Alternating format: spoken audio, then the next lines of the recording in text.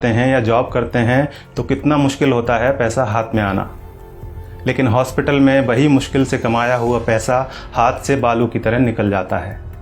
फिर भी हम सभी अस्पताल में जितना पैसा मांगा जाता है खर्च करते हैं। अगर किसी के पास पैसा नहीं होता तो वो उधार लेता है, लेकिन इलाज तो करवाता ही है।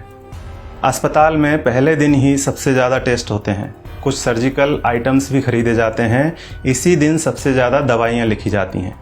हॉस्पिटल में कुछ पैसा एडवांस के तौर पर भी जमा किया जाता है। हमने भी वही सब किया, हमें भी दवाइयाँ लाने के लिए कहा गया। आजकल हर हॉस्पिटल का अपना मेडिकल स्टोर होता है, सो यहाँ भी था।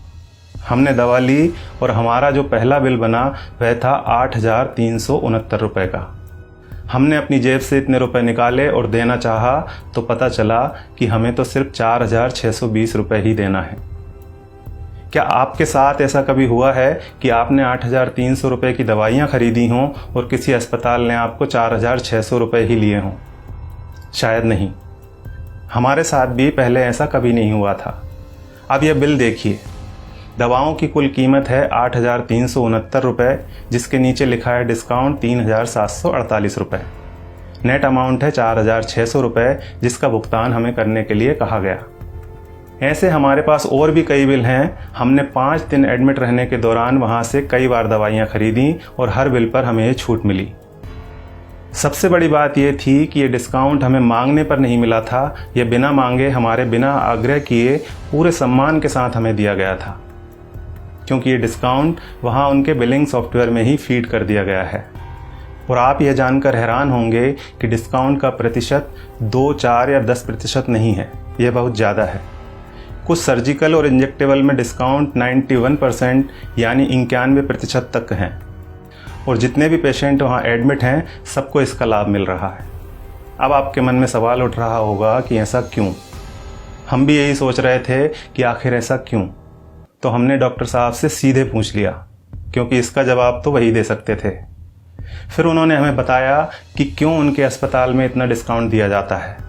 उन्होंने हमें समझाया कि MRP का खेल क्या होता है। एक उदाहरण के तौर पर उन्होंने बताया कि एक इंजेक्शन 270 रुपये का आता है और उस पर MRP आती है 1,000 रुपये।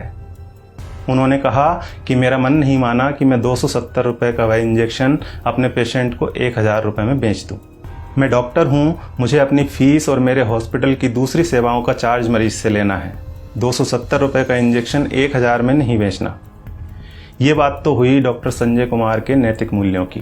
अब यहाँ सवाल ये है कि दूसरे ज़्यादातर अस्पतालों के मालिकों ने क्या अपना ज़मीर बेच दिया है?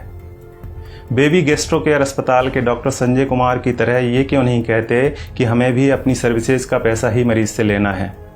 वे क्यों नहीं कहते कि 270 रुपये का इंजेक्शन 1,000 में हम नहीं बेचेंगे? दूसरा सवाल ये है कि आखिर दवा कंपनियों द्वारा इतनी MRP लिखी ही क्यों जा रही है?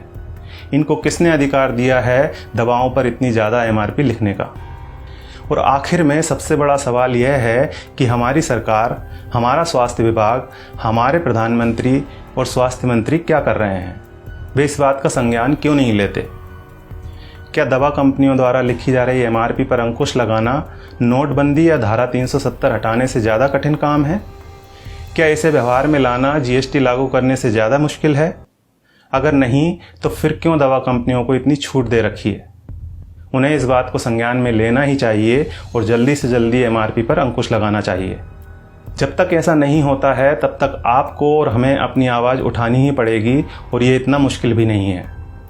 हम सबको बस इतना करना है कि अगर 270 रुपये का इंजेक्शन हमें 1,000 रुपये में दिया जा रहा है तो हमें कहना है भैया 300 लगा लो, चलो भैया 400 ले लेना।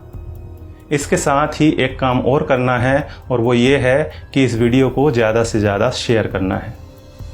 धन्यवाद।